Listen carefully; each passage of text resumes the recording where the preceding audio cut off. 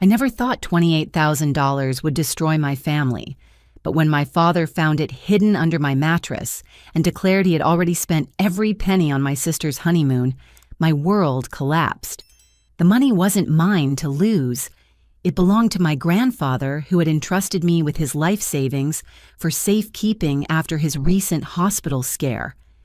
Now as Grandpa Joe walked through our front door asking for his money back, my father's face turned ghostly white, and I realized our family was about to implode. My name is Holly, and at 28 years old, I thought I had seen enough drama to last a lifetime. Working as a dental hygienist in suburban Denver, I'd been living with my parents temporarily since my divorce 6 months earlier. The arrangement was supposed to be short-term, just until I saved enough for my own place. Living in my childhood bedroom felt like stepping backward, but it gave me time to rebuild my finances and figure out my next move. 3 months ago, everything changed when Grandpa Joe suffered what doctors called a mild heart attack. My mother's father had always been the strongest person I knew, a retired mechanic who could fix anything with his weathered hands. Seeing him in that hospital bed connected to monitors and looking smaller than I'd ever imagined shook our entire family to its core. But what really worried us wasn't just his physical recovery. Grandpa Joe, who had always been sharp as a tack, started expressing paranoid thoughts about banks and the government. He'd lived through the Great Depression as a child, and those old fears seemed to resurface with his health scare. He became convinced that banks were going to steal his money, that his memory was failing, and that he needed to protect his life savings somehow. That's when he came to me with a request that would change everything. One evening, while my parents were at my sister Madison's engagement party, Grandpa Joe pulled me aside in his living room. His hands shook slightly as he reached into an old shoebox hidden behind his recliner. "Holly, honey, I need you to do something for me," he said, his voice carrying a weight I'd never heard before. "I don't trust those banks anymore, and my mind isn't what it used to be. I need someone I can count on to keep this safe." Inside that shoebox was $28,000 in cash, crisp bills bundled with rubber bands representing decades of careful saving from his modest pension and Social Security. It was everything he had in the world beyond his small house. "Why me, Grandpa?" I asked, overwhelmed by the responsibility. "Because you're the only one who visits me just to visit," he replied. "Not because you need something or want something. You come by with groceries and help with my yard work without being asked. I trust you, sweetheart." I promised him I'd keep it safe hiding the money under my mattress in my childhood bedroom.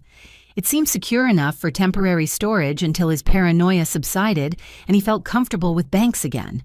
I never imagined that decision would nearly destroy our family.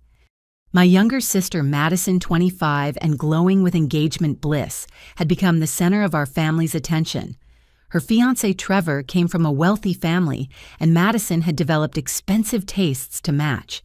Their engagement party had been an elaborate affair at the country club, complete with ice sculptures and a 7-course dinner that probably cost more than I made in 2 months. The wedding planning had consumed our mother Carol completely. She spent her days researching venues, tasting cakes, and shopping for the perfect dress.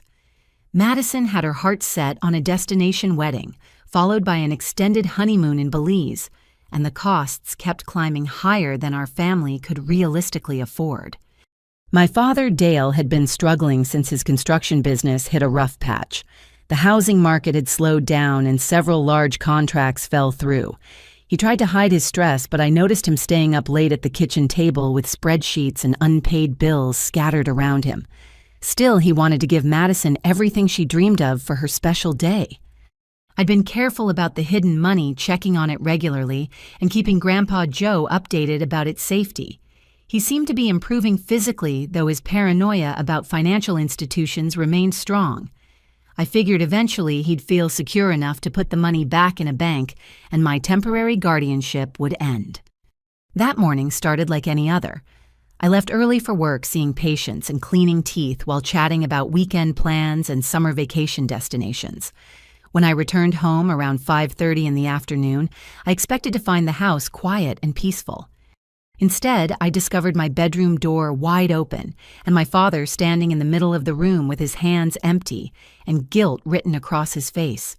My mattress had been pulled away from the wall, my sheets were disheveled, and the shoebox I'd used to store Grandpa Joe's money was sitting open and completely empty on my dresser. "Dad, what are you doing in my room?" I asked, though the sick feeling in my stomach already told me the answer. Dale turned around slowly, his face flushed with embarrassment and something that looked like panic. "Holly, I can explain everything. This isn't what you think." But it was exactly what I thought and so much worse. "I found the money under your mattress," he said quietly. "I assumed it was savings from your divorce settlement money you'd been hiding away. Madison needed help with her honeymoon expenses, and we've been so stressed about the wedding costs." My heart stopped. "Dad, where is the money now?" His silence told me everything I needed to know, but he confirmed my worst fears anyway. I already wired it to the resort in Belize. The honeymoon package required full payment up front, and Madison was so excited about the ocean view suite and the couple's spa treatments. $28,000, my grandfather's entire life savings, gone. The devastating twist that made my stomach drop to the floor was realizing that my father had no idea whose money he'd stolen. He thought he was borrowing from his daughter's savings account, not stealing from an elderly man who'd survived the Great Depression and trusted me with everything he had in the world. As I stood there trying to process the magnitude of what had happened, I heard the familiar sound of Grandpa Joe's old pickup truck pulling into our driveway.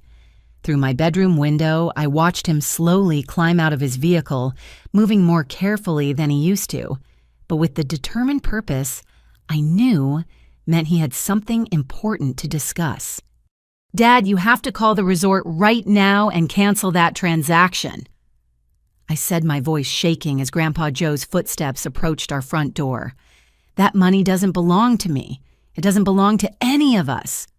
Dale's face went from red with embarrassment to white with confusion. "What do you mean it doesn't belong to you? It was in your room, under your mattress. I thought you were saving it for your new apartment." The doorbell rang, followed by Grandpa Joe's familiar knock. He always did both, a habit from his generation that respected formality even with family. My heart raced as I realized I had maybe 60 seconds to explain the situation before he walked in expecting to collect his life savings. "That money belongs to Grandpa Joe," I whispered urgently. "He asked me to keep it safe after his heart attack because he doesn't trust banks anymore. He gave me his entire life savings to protect, and you just spent it on Madison's honeymoon." The color drained completely from Dale's face. I watched him process the full weight of what he'd done, the reality hitting him like a physical blow. He'd stolen from his wife's elderly father, a man who'd welcomed him into the family 40 years ago, and treated him like a son. "Oh God," Dale whispered. "Oh God, Holly, what have I done?" Before I could respond, we heard Carol's cheerful voice greeting Grandpa Joe in the living room. "Dad, what a nice surprise. Come in, come in. Dale and Holly are upstairs." I grabbed my father's arm. "You have to fix this. Call the resort, call the bank, call whoever you need to call. Get that money back before Grandpa finds out what happened." But Dale was already shaking his head. "I can't, Holly. The resort required a wire transfer for international bookings. They said it was final, no refunds, especially for peak season reservations. Madison insisted we book the most expensive package because Trevor's family expects luxury accommodations."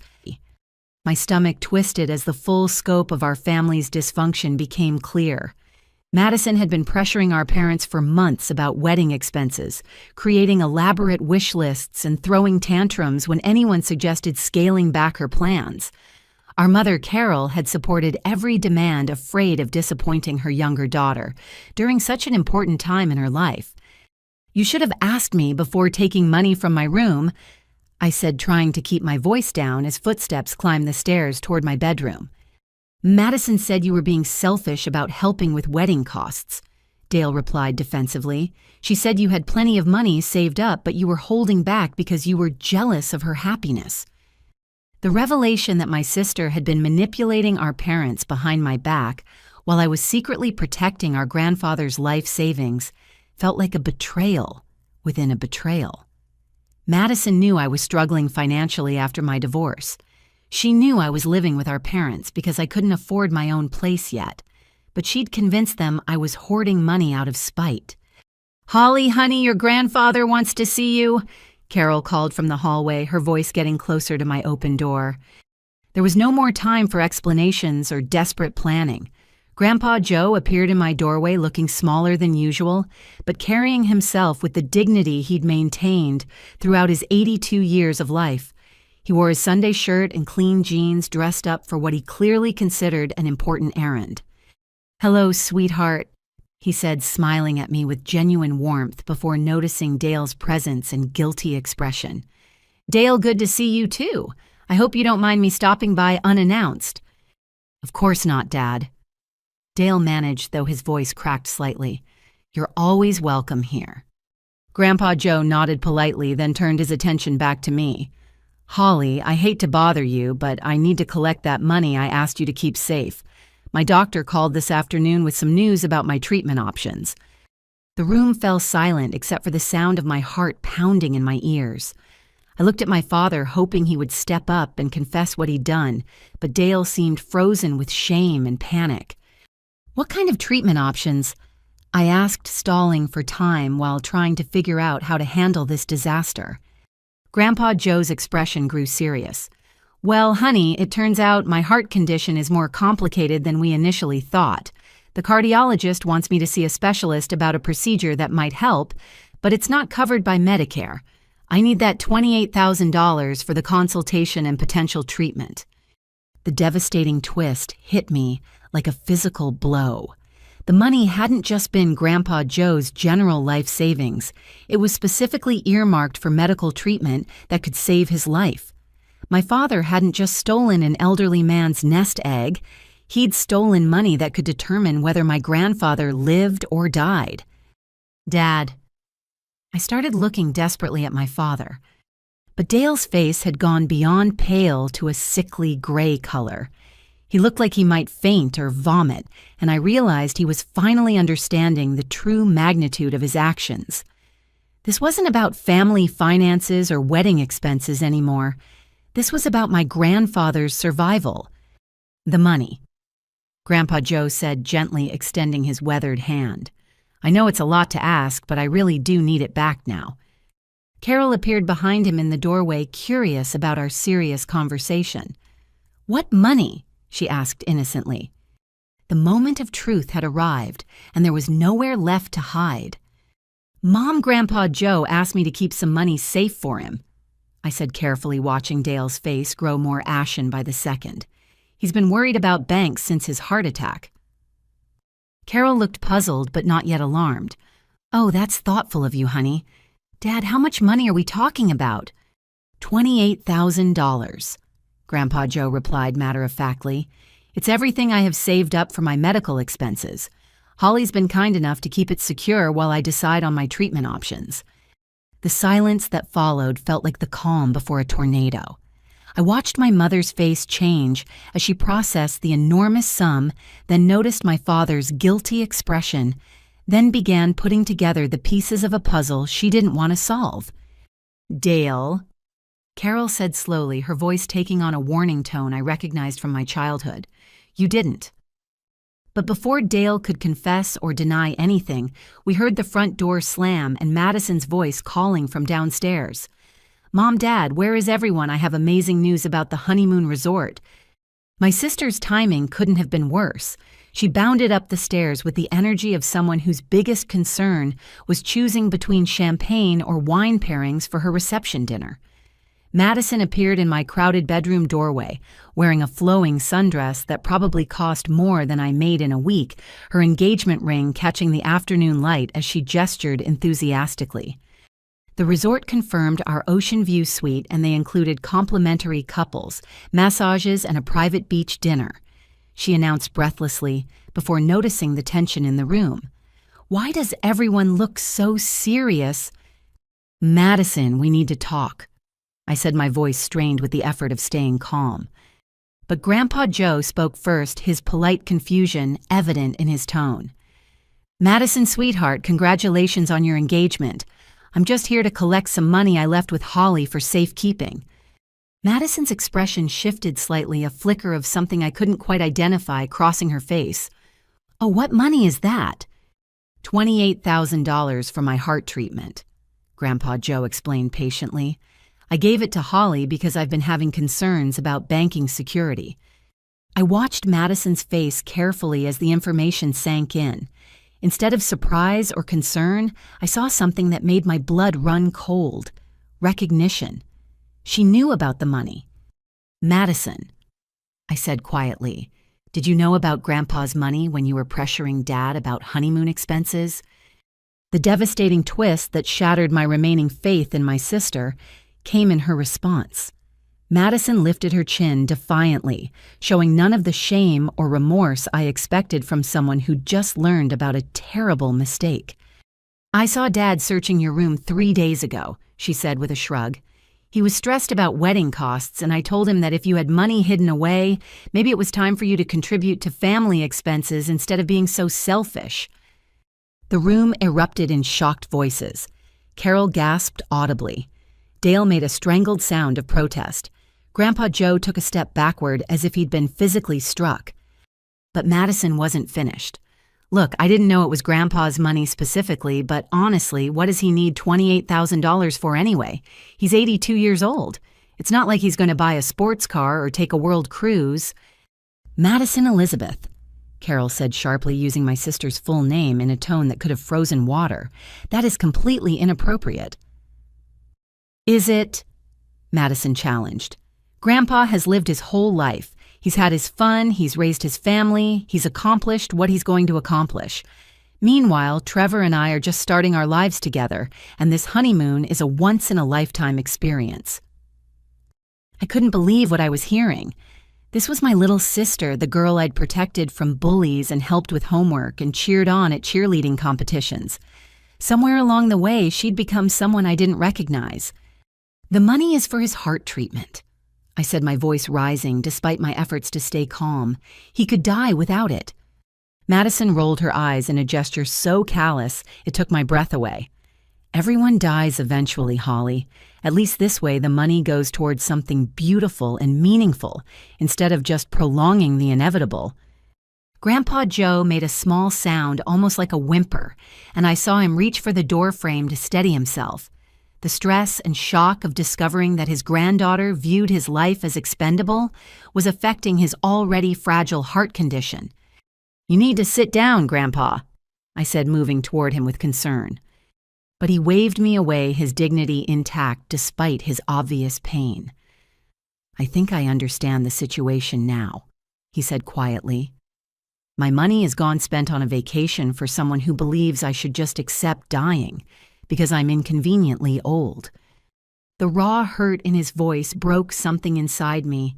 This man had worked his entire life, saved every penny, lived through wars and economic hardships, raised a family, and contributed to his community for over 8 decades.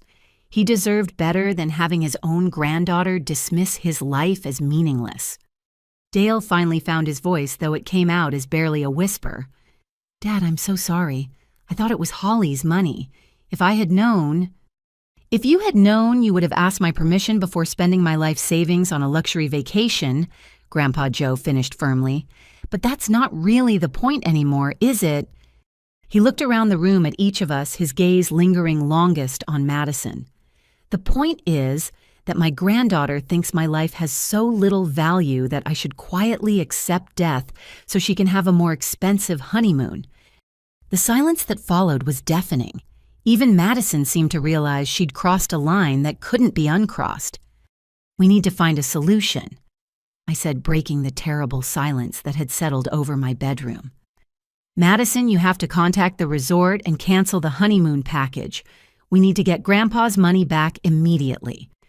Madison's defiant expression faltered slightly, but she shook her head. "It's impossible, Holly. The resort has a strict no-refund policy for international bookings. They made that very clear when we signed the contracts." "What contracts?"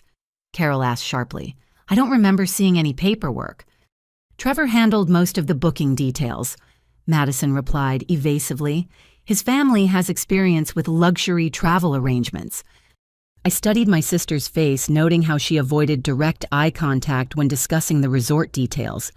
Something about her explanation didn't feel right, but before I could press for more information, Dale's behavior took an alarming turn. My father began pacing the small confines of my bedroom like a caged animal, running his hands through his thinning hair and muttering under his breath. The guilt and panic were clearly overwhelming him, and I realized he was on the verge of a complete breakdown. "Dale, you need to calm down," Carol said, reaching for his arm as he passed by the window. "Calm down," Dale's voice cracked as he spun to face her. "I just stole $28,000 from your father, money he needs for heart surgery. How exactly am I supposed to calm down?" The defensive edge in his tone suggested there was more to this story than simple desperation about wedding expenses. Dale's reaction seemed disproportionate, even considering the gravity of taking Grandpa Joe's medical fund. "Dad," I said gently, "there has to be a way to fix this. Maybe the resort has a cancellation department, or we could dispute the wire transfer through the bank." Dale stopped pacing and looked at me with eyes that held more fear than I'd ever seen. "You don't understand, Holly. The money is already gone, completely gone. And even if we could somehow get it back, it wouldn't solve our real problem." "What real problem?" Carol demanded, her voice taking on the sharp tone she used when she suspected Dale was hiding something from her. The devastating twist that would change everything came when my father finally broke down completely. His shoulders sagged as years of hidden stress and financial pressure finally overwhelmed his ability to maintain the facade of stability he'd been projecting. "My construction business isn't just slow," Dale admitted, his voice barely above a whisper. "It's completely bankrupt, has been for 6 months. The room fell silent except for Carol's sharp intake of breath and Grandpa Joe's quiet sigh of understanding. My business partner Greg disappeared in February with over $50,000 in client deposits. Dale continued, the words pouring out like water from a broken dam. "Left me holding contracts I couldn't fulfill and bills I couldn't pay. I've been trying to keep the company afloat ever since borrowing against our house, maxing out credit cards, anything to avoid losing everything." Carol's face went through a series of expressions: shock, hurt anger, and finally a kind of numb acceptance. 6 months, Dale. You've been lying to me for 6 months. "I thought I could fix it," he said desperately. "I kept thinking if I could just find one big project, or if somehow I could raise enough capital to fulfill the existing contracts, I could save the business and pay back the missing deposits." "How much do we owe?" Carol asked, though her tone suggested she didn't really want to know the answer. Dale's silence stretched on so long that I began to understand the true scope of our family's financial disaster. When he finally spoke, his voice was hollow with defeat. "Between the missing client deposits, unpaid subcontractors' equipment loans, and the money I borrowed against our house, we're looking at about $120,000 in debt." Grandpa Joe made a small sound of distress, and I realized the stress of learning about our family's deception was taking a visible toll on his health.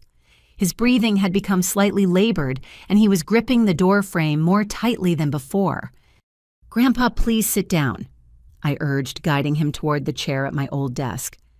As he settled carefully into the seat, I could see him processing not just the loss of his money, but the revelation that his daughter's family was in complete financial ruin.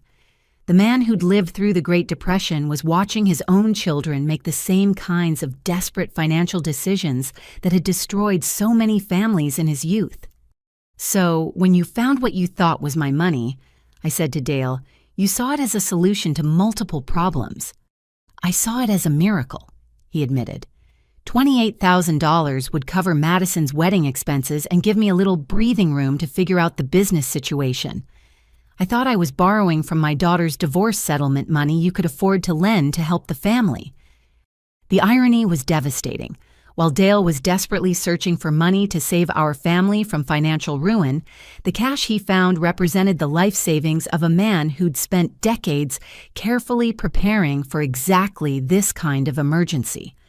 Grandpa Joe's Depression-era mentality of saving for medical emergencies and unexpected hardships had been exactly right, but his money had been stolen by family members who'd never learned those hard-earned lessons about financial responsibility. "Dad needs to go to the hospital," I said, noticing that Grandpa Joe's breathing was becoming more irregular. "This stress isn't good for his heart condition." Carol looked at her father with growing alarm. "Dad, how are you feeling?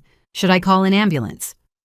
"I'm all right, sweetheart," Grandpa Joe said softly, though his pallor suggested otherwise.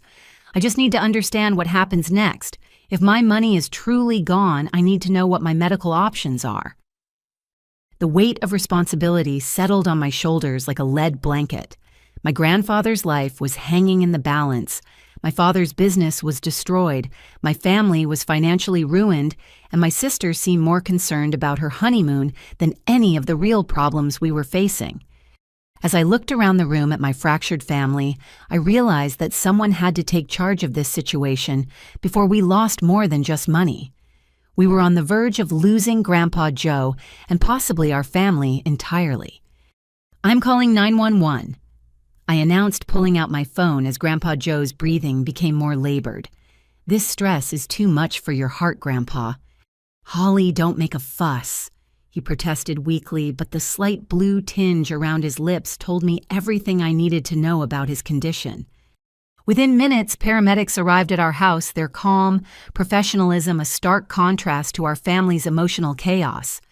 As they checked Grandpa Joe's vital signs and administered oxygen, I explained his recent heart attack and the stressful situation that had triggered this episode. "We're going to transport him to Denver Presbyterian for evaluation," the lead paramedic informed us. "His heart rhythm is irregular and his blood pressure is elevated. Given his recent cardiac event, we want to be cautious." I rode in the ambulance with Grandpa Joe holding his weathered hand while the paramedics monitored his condition. Dale and Carol followed in their car while Madison stayed behind, claiming she needed to make important phone calls about wedding arrangements. Even in a medical emergency, her priorities remained unchanged. At the hospital, we waited in the sterile emergency department while doctors ran tests and evaluations. The fluorescent lighting and antiseptic smell brought back memories of Grandpa Joe's previous heart attack, but this time felt different, more serious, more final. After what felt like hours, Dr. Martinez, a cardiologist I remembered from Grandpa Joe's earlier treatment, emerged from the examination room with an expression that made my stomach drop. "I'd like to speak with the family," she said, gesturing toward a private consultation room. Once we were seated in the small, windowless space, Dr. Martinez opened Grandpa Joe's chart and delivered news that changed everything I thought I understood about his condition. The devastating twist that shattered my remaining hope came in her clinical explanation of his test results. "I'm afraid Mr. Joseph's condition is significantly more severe than we initially diagnosed," Dr. Martinez began. "The stress test and cardiac imaging we completed today show extensive coronary artery disease with multiple blockages.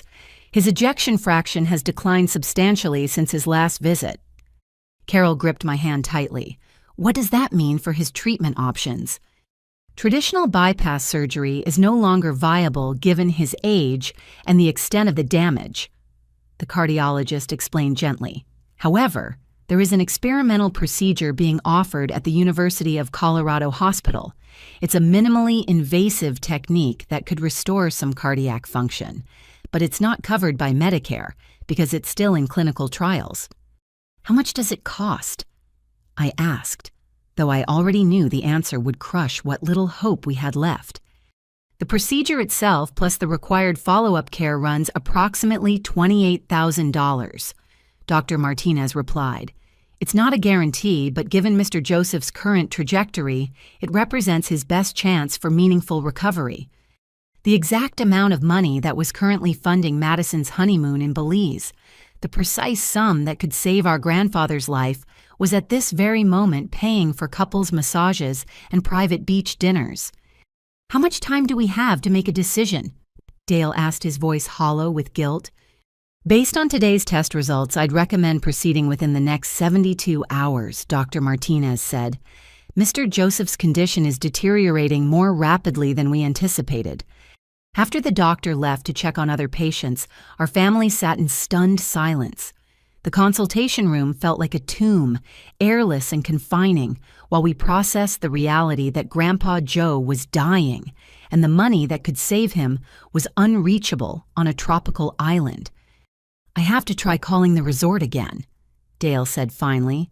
Maybe if I explain that it's a medical emergency?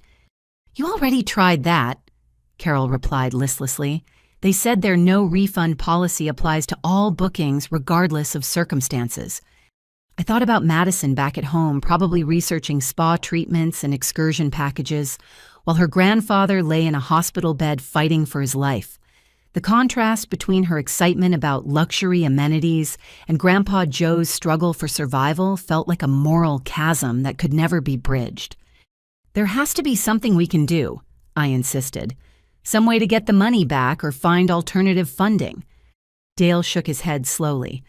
I already mortgaged everything we own to try saving the business. Our credit is maxed out and the bank won't approve any more loans. I destroyed our family's financial credibility along with everything else. As we sat there feeling helpless, a nurse knocked on the consultation room door. Excuse me, but Mr. Joseph is asking to see his granddaughter, Holly. He's stable for now, but he'd like to speak with you privately. I found Grandpa Joe propped up in his hospital bed, looking smaller and more fragile than ever against the white sheets. Oxygen tubes ran to his nose, and multiple monitors tracked his vital signs with steady electronic beeping. Come here, sweetheart, he said softly, patting the edge of his bed. I sat carefully beside him, trying not to disturb the various wires and tubes. How are you feeling, Grandpa? Like an old man whose heart is giving out, he replied with a weak smile. But that's not why I wanted to talk to you. I need you to understand something important about what happened today. I waited for him to continue, afraid of what he might say. What your father did was wrong, Grandpa Joe said quietly, but I don't want you carrying guilt about this, Holly.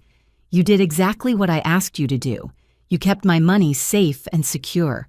What happened after that wasn't your fault. Tears spilled down my cheeks as I realized he was trying to comfort me while facing his own mortality. But if I hadn't hidden it under my mattress, if I'd put it somewhere Dale couldn't find it, then you would have been going against my wishes, he interrupted gently. I asked you to keep it accessible in case I needed it quickly. You honored that request perfectly. The devastating revelation came in what he said next. Holly, I need to tell you something about that money. Grandpa Joe continued, his voice growing weaker. It wasn't just my general savings. It was everything I had left in the world specifically set aside for medical expenses.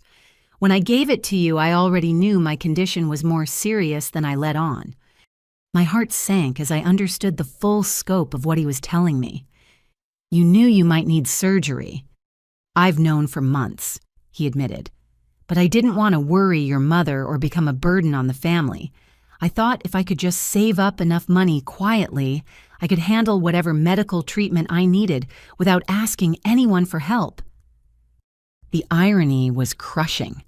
While our family was falling apart over wedding expenses and financial pressures, Grandpa Joe had been silently preparing to pay for his own survival, asking nothing from anyone except secure storage for his carefully saved funds. That's why I trusted you with the money, he said, squeezing my hand with what strength he had left. You were the only one who visited me regularly without wanting anything in return. I knew you'd protect it until I needed it. As I sat beside his hospital bed listening to the steady rhythm of machines keeping my grandfather alive, I realized that everything had changed. This wasn't just about recovering stolen money anymore. This was about fighting for the life of the most honorable man I'd ever known, and I was going to find a way to save him no matter what it took. The next morning, I called in sick to work and drove straight to the office of Patricia Henley, a family attorney I'd found through an online search. Her law firm specialized in elder abuse cases, and after explaining our situation over the phone, she agreed to see me immediately. Patricia's office was located in a converted Victorian house downtown, with warm wood paneling and built-in bookshelves that suggested both competence and compassion. As I sat across from her desk recounting the events of the past 24 hours, I watched her take detailed notes with growing concern. "Let me make sure I understand the situation correctly," Patricia said after I finished my explanation. "Your grandfather entrusted you with $28,000 in cash for safekeeping. Your father found this money in your bedroom and, believing it belonged to you, used it to pay for your sister's honeymoon expenses. Your grandfather now needs this exact amount for life-saving medical treatment." "That's correct," I confirmed. "And my sister knew my father was looking for money. She encouraged him to take whatever he found in my room." Patricia set down her pen and looked at me seriously. "Holly, I need to explain the legal implications of this situation, and some of what I'm going to tell you may be difficult to hear." The devastating twist that made my situation even more complicated came in her next words. "From a legal standpoint, you were acting as an informal custodian of your grandfather's funds. While your intentions were honorable, the fact that you allowed the money to be accessible in your home creates some liability issues." My heart sank. What kind of liability? "If your grandfather decides to file criminal charges or pursue civil action, the prosecutor or plaintiff's attorney could argue that you failed in your duty to properly secure the funds," Patricia explained. "Keeping that much cash under a mattress while honoring your grandfather's wishes doesn't meet the standard of care typically expected for custodial arrangements." I felt sick. "So I could be held legally responsible for the theft?" "It's possible," she admitted. "Your father's actions clearly constitute theft, but since you were the official custodian, you could be named as a co-defendant in any legal proceedings." The irony was devastating. In trying to honor my grandfather's request and protect his money, I had inadvertently created legal exposure for myself. My good intentions had put me at risk of criminal charges. "However," Patricia continued, "there are some positive aspects to your situation. First, you have clear documentation of your grandfather's request, assuming he would testify on your behalf. Second, your father's actions were unauthorized and clearly constitute conversion of funds. Third, the urgency of your grandfather's medical situation creates compelling circumstances for pursuing aggressive recovery options." "What kind of recovery options?" "We can contact the resort directly and demand return of the funds based on fraudulent circumstances," she explained. "Since your father used money that didn't belong to him, the transaction itself could be considered fraudulent. We can also file a police report for elder abuse and theft, which might encourage the resort to cooperate." I thought about the impact criminal charges would have on my family. Dale was already devastated by guilt Carol was struggling to process the betrayal, and Madison seemed oblivious to the severity of what had happened. "There's something else you should know," Patricia said. "Elder abuse cases are taken very seriously in Colorado. Given your grandfather's age and medical condition, this could result in felony charges for both your father and potentially your sister, depending on her level of involvement." The weight of potentially sending my own family members to prison felt overwhelming. But as I thought about Grandpa Joe lying in that hospital bed, fighting for his life, while his money-funded luxury spa treatments, my resolve strengthened. "What about the resort?" I asked. "Do they have any legal obligation to return money that was obtained through theft?" "International transactions complicate things," Patricia admitted. "However, if the payment was processed through a U.S.-based credit card or banking system, we have more options. We can file disputes with the credit card company, contact the Federal Trade Commission, and potentially pursue legal action in U.S. courts." As we discussed the various legal strategies, my phone rang. Carol's name appeared on the screen, and I could hear the panic in her voice before I even answered. "Holly, you need to get to the hospital right away," she said breathlessly. "Something's happened with Madison and Trevor." I excused myself from Patricia's office and drove to the hospital with my heart racing. When I arrived at the cardiac unit, I found Carol pacing the waiting area with obvious distress.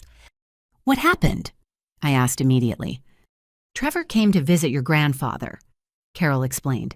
"Madison brought him to show how seriously she's taking the family situation. But when Grandpa Joe explained what happened to his money, Trevor's reaction was—" She paused, searching for the right words. "It was not what Madison expected." I followed Carol to Grandpa Joe's room, where I could hear raised voices coming from inside. Through the partially open door, I saw Madison standing defensively near the window, while a tall, well-dressed young man I assumed was Trevor stood by my grandfather's bedside with an expression of horror.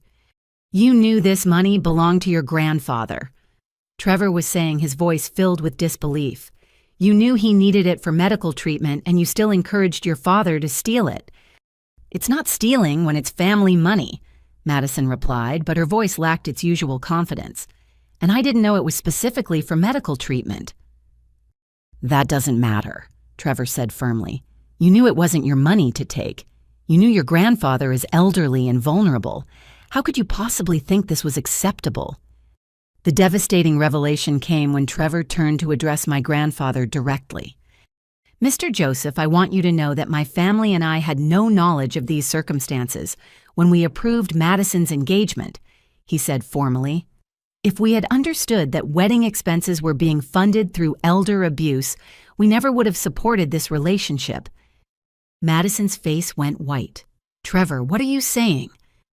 "I'm saying that I can't marry someone who would steal from their own grandfather," Trevor replied without hesitation.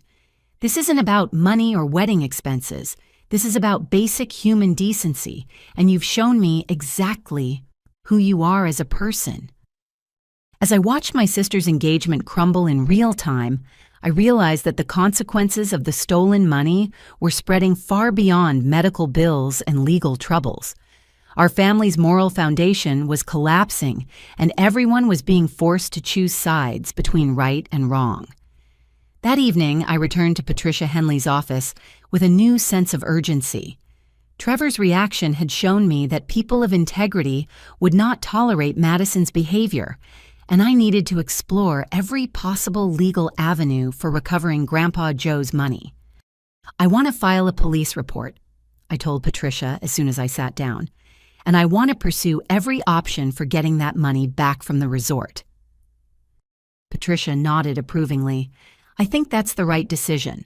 Let me start by contacting the resort directly while you file the police report. Sometimes international businesses are more cooperative when they know law enforcement is involved." She handed me a card for Detective Sarah Rodriguez with the Jefferson County Sheriff's Office, who specialized in financial crimes against elderly victims. Detective Rodriguez has excellent relationships with federal agencies that handle international fraud cases. She'll know how to approach this properly. While Patricia began researching the Belize Resort's corporate structure and payment processing systems, I drove to the sheriff's office to meet with Detective Rodriguez. Her office was cramped, but organized with case files stacked neatly on metal shelves and a whiteboard covered with investigation timelines. "Tell me about your grandfather's situation," Detective Rodriguez said after I explained why I was there. I walked her through the entire story, from Grandpa Joe's initial request to Dale's theft to Madison's callous dismissal of our grandfather's life. Detective Rodriguez took detailed notes and asked pointed questions about dates, amounts, and exactly who knew what information when. "This is definitely elder abuse," she said firmly. "Your grandfather is a vulnerable adult, and your family members took advantage of his trust to steal money he needs for medical care. The fact that your sister knew about the theft and encouraged it makes her complicit." "What are the potential charges?" I asked. "For your father, we're looking at theft, elder abuse, and possibly fraud, depending on how he accessed the resort's payment system," Detective Rodriguez explained. "For your sister, accessory to theft and elder abuse. These are serious felonies that could result in significant prison time."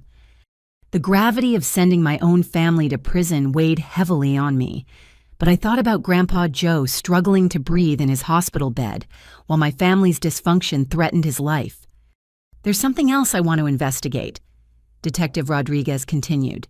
You mentioned that your sister claimed the resort has a no-refund policy, but international travel companies often make exceptions for fraud cases. I'd like to contact them directly and see if their story matches what your family has been told. The devastating twist came when Detective Rodriguez called the Belize resort from her office phone, putting the call on speaker so I could hear the conversation. Good afternoon, this is Detective Rodriguez with the Jefferson County Sheriff's Office in Colorado. She began professionally. I'm investigating a case involving a payment made to your resort for a honeymoon package. The reservation was made under the names Madison Walsh and Trevor Patterson. There was a pause while the resort representative checked their system. When they came back on the line, their response changed everything.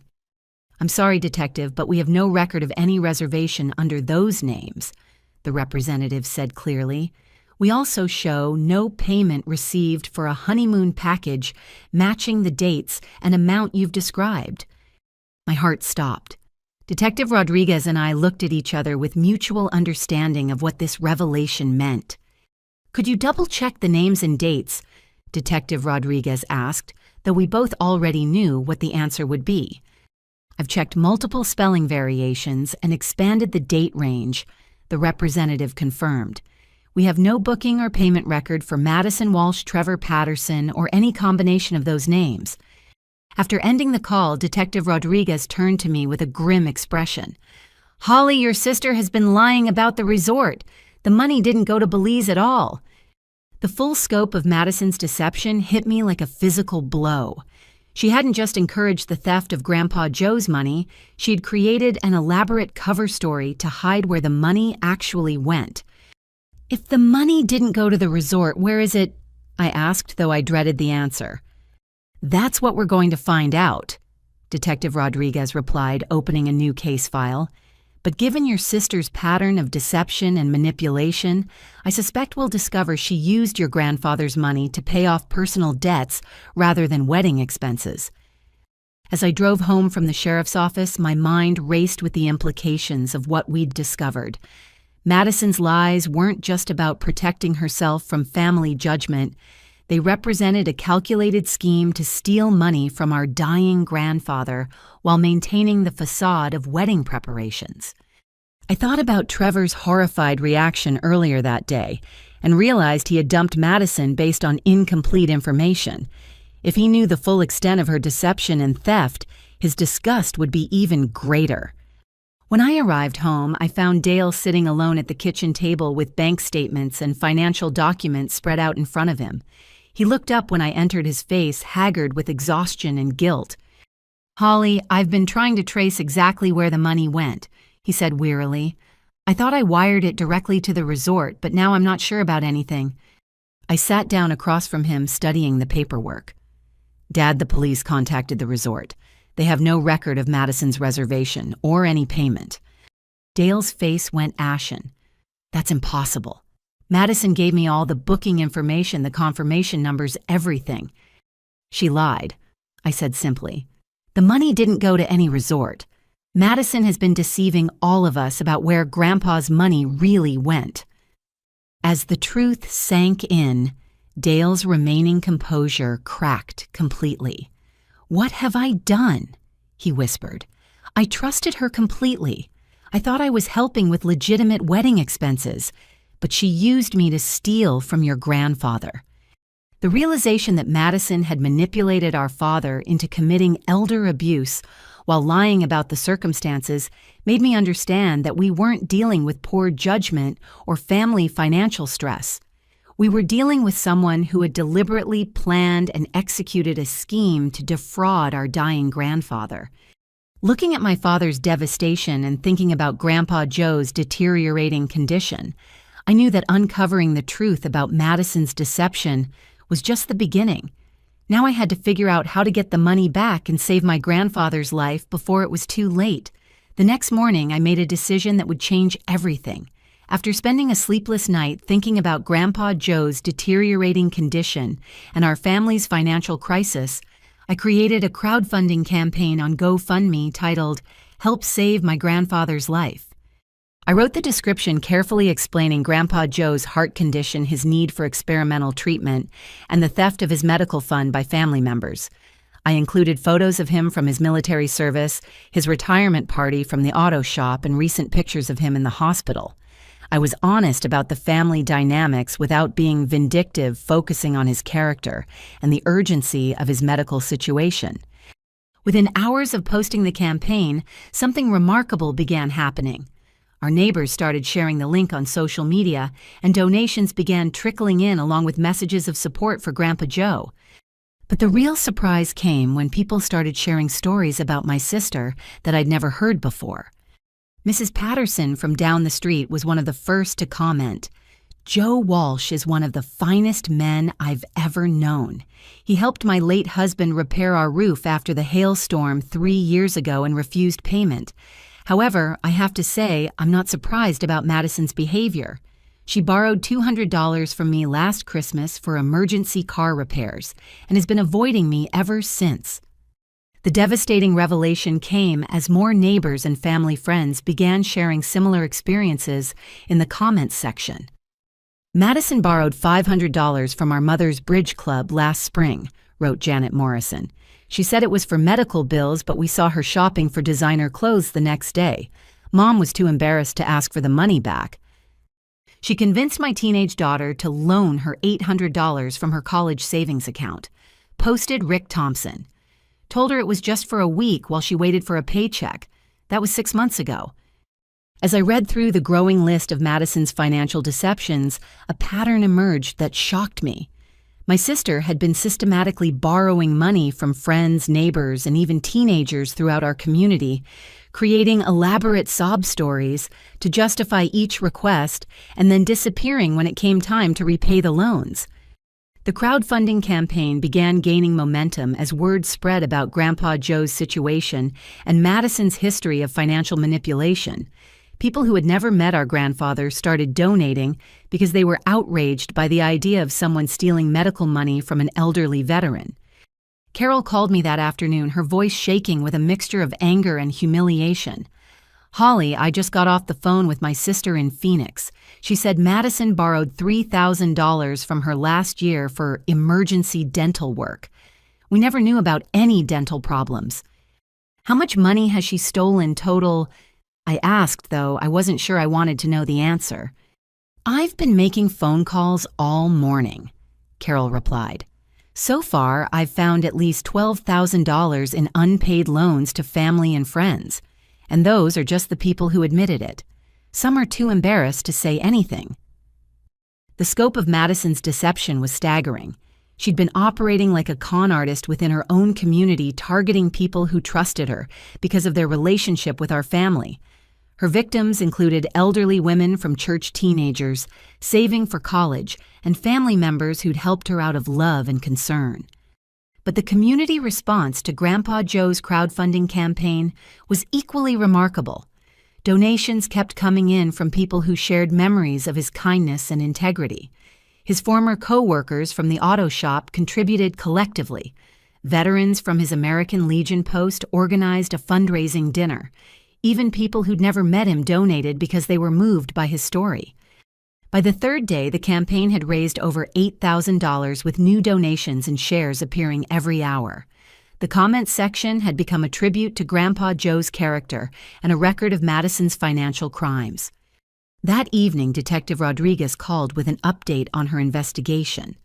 "Holly, we've traced the money your father wired. It didn't go to any resort in Belize.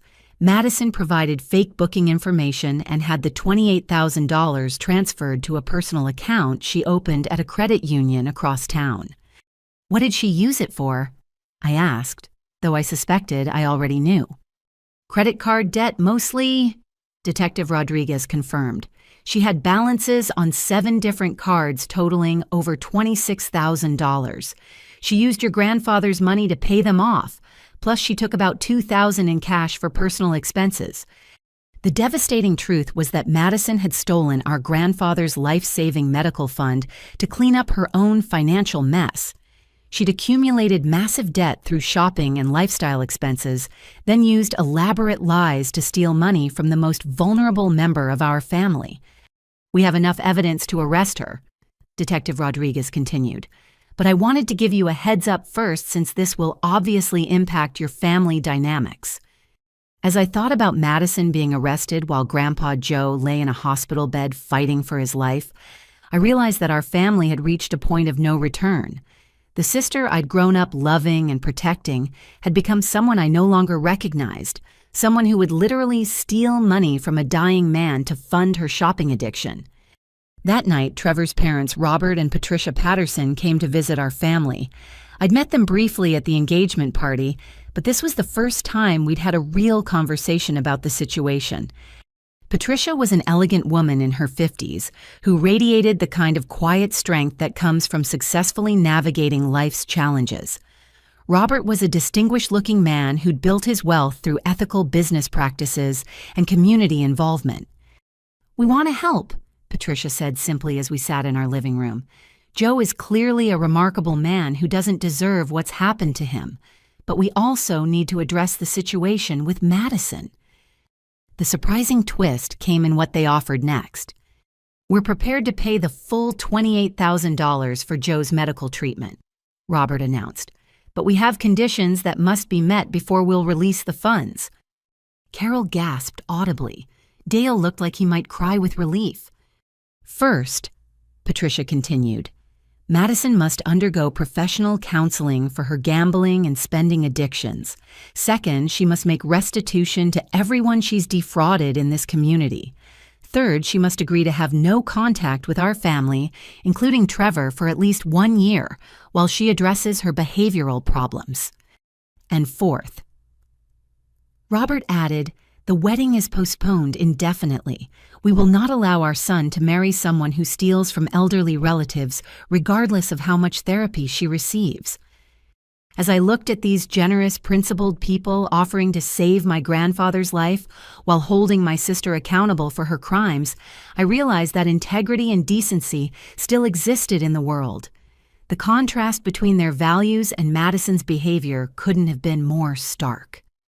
The next evening, Robert and Patricia Patterson requested a formal family meeting at our house. They arrived precisely at 7 o'clock, bringing with them an air of serious purpose that made it clear this wasn't a social visit. Patricia carried a leather portfolio, while Robert brought a briefcase that suggested they'd come prepared with legal documentation. Trevor accompanied them looking somber and older than his 27 years. The stress of the past week had clearly taken its toll on him as he processed the reality of who Madison truly was beneath her charming facade. Before we discuss our offer to help with Joe's medical expenses, Robert began settling into our living room chair with business-like formality. "We need to understand exactly what kind of family we've been considering joining." Carol and Dale sat stiffly on the couch, their discomfort obvious as they realized they were being evaluated by people whose judgment would determine not only Grandpa Joe's survival, but also Madison's future. "Where is Madison tonight?" Patricia asked pointedly. "She's staying at her friend Jessica's apartment," Carol replied carefully. "She said she needed time to think about everything that's happened." Trevor made a sound that might have been bitter laughter. "She's avoiding accountability just like she always does when she's caught in a lie." The devastating revelation came when Patricia opened her portfolio and pulled out a stack of documents. "We've been conducting our own investigation into Madison's background," she announced. "What we've discovered is deeply disturbing and goes far beyond the theft of Joe's medical money." She spread several papers across our coffee table, including credit reports, bank statements, and what appeared to be legal documents. "Madison has been living a completely fabricated lifestyle for the past 2 years," Patricia continued. "Her apartment rent is 4 months behind. She owes over $35,000 on various credit cards. She's defaulted on a car loan and has 3 outstanding payday loans with interest rates exceeding 400% annually." Dale's face went pale. "How is that even possible?" "Because she's addicted to spending money she doesn't have," Robert explained. "The designer clothes, expensive dinners, luxury spa treatments, weekend trips to Vail and Aspen that she posts on social media are all funded through debt and theft." Trevor spoke up for the first time since arriving. "I never knew about any of this. Madison always insisted on splitting expenses equally, which I thought showed independence and self-respect. I had no idea she was financing her half through borrowed money and fraud." Patricia pulled out another document. "This is particularly troubling. Madison has been forging her father's signature on loan applications using Dale's construction business as collateral without his knowledge." The room fell silent as we processed this information. Madison hadn't just stolen from Grandpa Joe, she'd been systematically defrauding multiple people and institutions while risking our father's business in the process. "Those loan defaults are part of why your construction company lost its credit rating," Robert told Dale gently. "Madison's fraudulent applications created liens against your business assets." Dale buried his face in his hands. "She destroyed my business to fund her shopping addiction." The shocking twist that changed everything came in what Patricia revealed next. "There's more," she said grimly. "We discovered that Madison never actually planned to marry Trevor." Trevor's head snapped up. "What do you mean?" "She's been simultaneously engaged to 2 other men," Patricia explained, pulling out photographs and social media screenshots.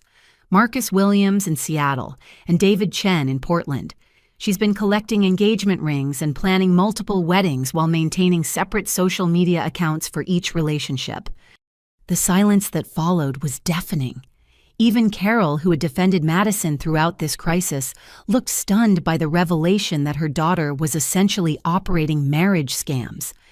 "She's been using the engagement announcements to justify borrowing money for wedding expenses," Robert continued. "Each fiancé believes he's her only relationship, and each set of families has been contributing to wedding costs." Trevor stood up abruptly and walked to our front window, staring out at the street, while he processed the complete destruction of everything he'd believed about the woman he'd planned to marry. "How long have you known about this?" he asked without turning around. "We hired a private investigator 3 days ago," Patricia admitted. "After learning about the stolen money, we wanted to understand who Madison really was before making any decisions about helping your family." Carol found her voice finally. "She's my daughter. I don't understand how this happened. How did she become someone who could do these things?" "Addiction," Robert said simply. "Shopping addiction, gambling addiction, fraud addiction. Madison gets a dopamine rush from acquiring things and deceiving people. She's lost the ability to distinguish between wants and needs, between truth and lies." Patricia opened her briefcase and pulled out a formal agreement. "This brings us to our offer. We're prepared to pay Joe's full medical expenses plus an additional $10,000 to help your family recover from Madison's financial damage. But our conditions are non-negotiable." She handed the document to Dale. "First, Madison must enter a residential treatment program for addiction and personality disorders. Minimum 6 months, possibly longer, depending on her progress. Second, she must make full restitution to every person she's defrauded with a payment plan supervised by the court system. Third, she must have no contact with our family, including Trevor, for a minimum of 2 years. And fourth," Robert added, "she must be prosecuted to the full extent of the law for elder abuse and fraud. We will not enable her behavior by allowing her to escape legal consequences." Trevor turned away from the window to face his parents. "I want to add a 5th condition. Madison must publicly acknowledge what she's done to Joe and apologize to the entire community she's victimized. No more lies, no more manipulation, no more hiding behind family loyalty." As I listened to these decent people offer to save my grandfather's life while insisting on accountability for Madison's crimes, I realized they were giving our family something more valuable than money. They were giving us the opportunity to choose integrity over dysfunction, justice over enabling, and healing over denial. The question now was whether Madison would accept their terms or continue her pattern of running away from consequences. Either way, Grandpa Joe would get his life-saving treatment, and our family would finally be forced to confront the reality of who Madison had become. The next morning, Madison finally returned home, arriving with the kind of dramatic flair she'd always used to control family situations. She swept through our front door wearing a new outfit that probably cost more than most people's weekly groceries, her hair professionally styled and her makeup perfect, despite the chaos she'd left behind. "I've been thinking about this whole situation," she announced before anyone could speak, "and I've decided what needs to happen." Carol looked up from the kitchen table where she'd been sitting with Dale, surrounded by legal documents and medical bills. "Madison, we need to talk about the Patterson family's offer and the conditions they've set." "I don't care about their conditions," Madison replied dismissively. "Trevor needs to choose between his controlling parents and the woman he loves. Either he stands up to them and we proceed with our wedding as planned, or I'm done with this relationship." The audacity of her ultimatum left the room speechless. After everything we'd discovered about her lies, theft, and multiple engagements, Madison was still trying to manipulate Trevor into choosing her over his own family's moral standards. Dale found his voice first. "Madison, you stole $28,000 from your dying grandfather. You've been lying to all of us for months. You can't just pretend none of that happened." "Everyone makes mistakes," Madison said with a careless shrug. "The important thing is that Trevor and I love each other enough to work through our problems." I watched my sister's performance with growing amazement at her complete disconnection from reality.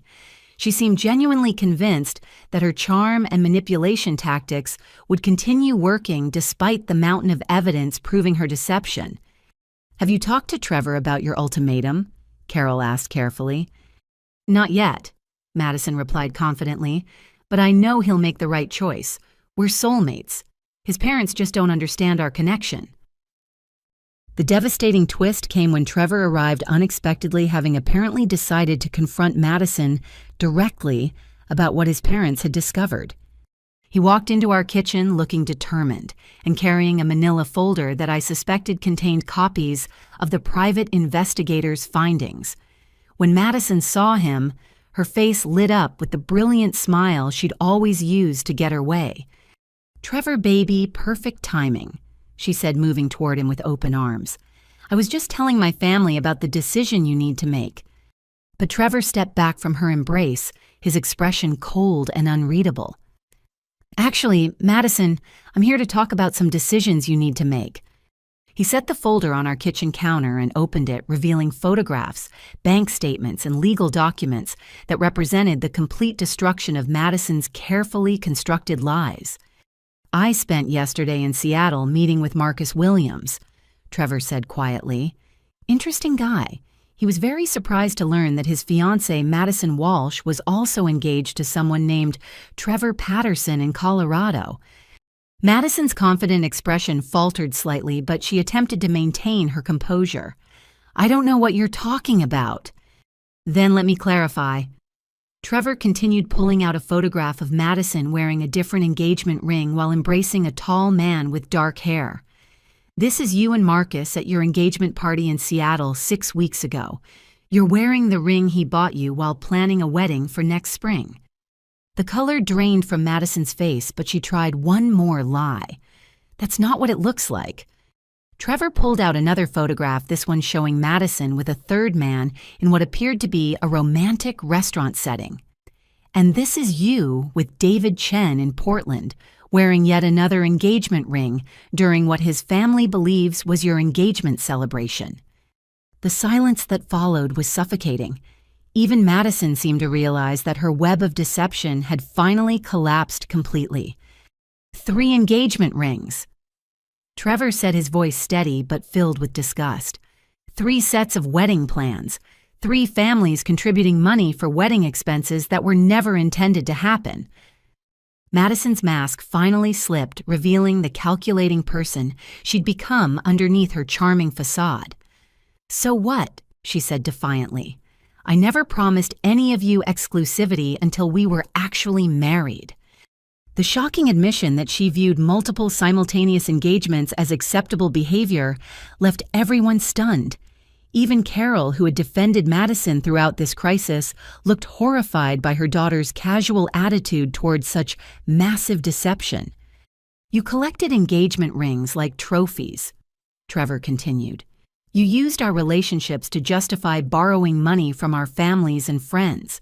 You planned to disappear once you'd extracted enough cash from all of us. That's not true, Madison protested, but her voice lacked conviction. Trevor opened another section of the folder. Actually, it is true. My parents' investigator found evidence that you've done this before. Same pattern in Phoenix 2 years ago and before that in Dallas. You find wealthy men get engaged, collect money for wedding expenses, then disappear before the actual ceremony.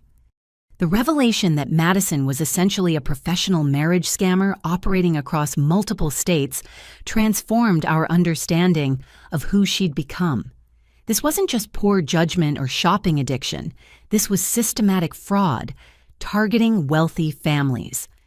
Dale stood up from the table, his face reflecting a mixture of heartbreak and disgust. You're not my daughter anymore. I don't know who you are, but the Madison I raised wouldn't steal from her dying grandfather or run marriage scams across the country. Madison's response showed just how far she'd fallen from any sense of normal human empathy. You're all being ridiculous. Grandpa is going to die anyway. At least this way some of his money went towards something beautiful instead of just prolonging the inevitable. The casual cruelty of dismissing Grandpa Joe's life as worthless while describing her fraud as something beautiful was the final straw for Trevor. He closed the folder and looked at Madison with complete contempt. I came here to give you one last chance to tell the truth and accept responsibility for what you've done, he said quietly. But I can see that you're incapable of honesty or remorse. He pulled his phone from his pocket and speed-dialed a number. Detective Rodriguez, this is Trevor Patterson. Madison Walsh is at her parents' house right now, and I think you should come collect her before she runs again. Madison's eyes widened with panic as she realized the legal consequences were finally catching up with her. You can't call the police on your own fiancé. You're not my fiancé, Trevor replied firmly. You're a criminal who defrauded my family and stole money from a dying man. The engagement was based on lies, which means it never existed. As we waited for Detective Rodriguez to arrive, Madison made one last desperate attempt to manipulate the situation. She called Marcus Williams in Seattle and David Chen in Portland, trying to warn them about the investigation and coordinate their stories. But Trevor had already contacted both men, and they were cooperating with law enforcement in their respective cities. Madison's multi-state marriage scam was collapsing simultaneously across the country. When Detective Rodriguez arrived 20 minutes later, Madison was still trying to convince Trevor that their love could overcome any obstacles. Even as the handcuffs clicked around her wrists, she maintained that everyone was overreacting to simple misunderstandings. As I watched my sister being led away in the back of a police car, I felt a mixture of relief and sadness. Relief that Grandpa Joe would finally get justice, and sadness for the loss of the sister I'd once known and loved. The Madison who'd been arrested was a stranger wearing my sister's face, someone who'd chosen greed and deception over family and integrity. The real Madison, the one I'd grown up with, had disappeared years ago, replaced by someone I couldn't recognize or save. With Madison in custody, Detective Rodriguez was able to obtain search warrants for her apartment and personal financial records. What they discovered there completed the picture of her elaborate deception and revealed the true scope of her criminal enterprise. I accompanied Detective Rodriguez to Madison's apartment the next day, curious to see how someone who'd been systematically defrauding people had been living. The luxury building in downtown Denver featured granite countertops, hardwood floors, and amenities that would have cost at least $3,000 per month in rent. She's 4 months behind on payments here, Detective Rodriguez explained as we entered the spacious one-bedroom unit. The property management company was preparing eviction proceedings. Inside, Madison's apartment looked like a high-end department store. Designer clothes filled 2 walk-in closets, many with price tags still attached. Expensive handbags lined built-in shelves and jewelry boxes contained hundreds of pieces that sparkled under the overhead lighting. Compulsive shopping disorder. Detective Rodriguez observed, photographing the evidence. She was buying things she couldn't afford and would never use just to get the dopamine rush from acquiring new possessions. But the real revelation came when we found Madison's home office, where she'd been coordinating her multiple relationships and tracking her various fraudulent schemes. 3 different laptops sat on her desk, each one dedicated to a different fiancé and set of social media accounts. "Look at this," Detective Rodriguez said, opening a filing cabinet filled with meticulously organized folders. She has detailed records of every person she's borrowed money from, including psychological profiles and manipulation strategies. I opened one of the folders labeled Holly Family Dynamics and found pages of notes about our family's financial situation, Grandpa Joe's health concerns, and our parents' emotional weaknesses. Madison had been studying us like test subjects, identifying the best ways to exploit our love and trust. Another folder labeled Trevor Patterson Research contained background information about his family's business, their net worth, and detailed plans for extracting money through wedding expenses. She'd calculated exactly how much she could steal before anyone became suspicious. "Your sister is essentially a sociopath," Detective Rodriguez said grimly. "She's been treating human relationships like business transactions with no regard for the emotional damage she causes." The devastating twist came when we found the folder labeled Resort Transaction Documentation. Inside were fake booking confirmations, fabricated correspondence with the Belize resort, and detailed scripts for explaining the honeymoon expenses to our family. "She never intended to go to Belize," Detective Rodriguez explained. "The entire story was fiction created to justify the theft of your grandfather's money." The fake documents were incredibly sophisticated, featuring official-looking letterhead confirmation numbers and even forged signatures from resort staff. Madison had invested significant time and effort into creating a believable cover story for her theft. Where did she learn to create such convincing forgeries? I asked, amazed by the professional quality of her deception. Detective Rodriguez opened another folder that answered my question. "She's been taking online courses in graphic design and document creation. She learned these skills specifically to support her fraudulent activities." As we continued searching through Madison's apartment, we found evidence of even more victims than we'd initially discovered. She'd been running romance scams on dating websites, targeting lonely older men and convincing them to send money for various fabricated emergencies.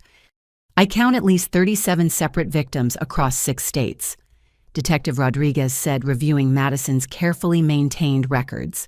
"She's stolen over $200,000 in the past 3 years." The scope of Madison's criminal enterprise was staggering. She'd turned deception into a full-time career, treating fraud like a legitimate business with detailed planning, customer research, and profit projections. But the most disturbing discovery came when we found her personal journal, where she'd written about her victims with complete emotional detachment. "Grandpa Joe, trust level maximum. Exploitable through family loyalty and health fears." Read one entry. "Trevor Patterson, ego-driven, needs constant validation. Best approach through wedding fantasy scenarios." "She wrote about your family like you were marks in a con game," Detective Rodriguez observed. "There's no emotional attachment here, no recognition that she was hurting people who loved her." As we completed the search and prepared to leave Madison's apartment, I realized that discovering the truth about the resort money was just the beginning of understanding who my sister had really become. She hadn't just stolen Grandpa Joe's medical fund, she'd been systematically exploiting everyone who cared about her while maintaining a facade of loving granddaughter and devoted fiancé. That evening, I returned to the hospital to update Grandpa Joe about what we'd discovered.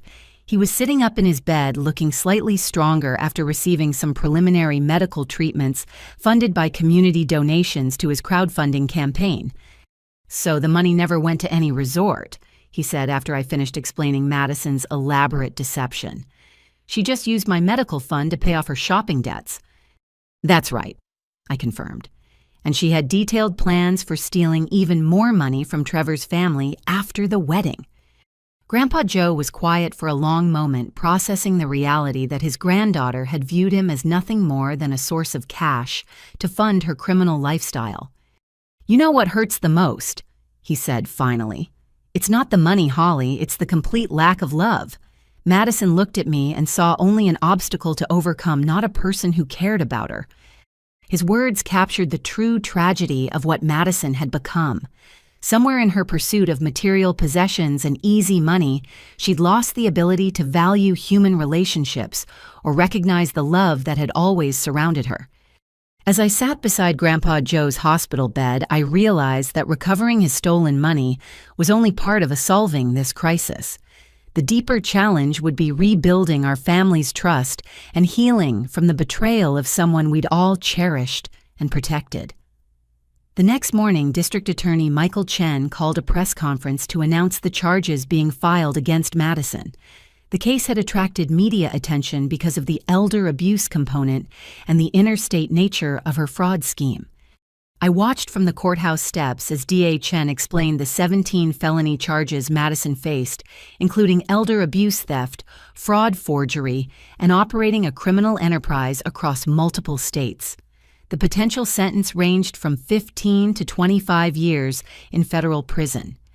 Ms. Walsh systematically targeted vulnerable individuals, including her own elderly grandfather, who needed money for life-saving medical treatment, DA Chen announced to the gathered reporters.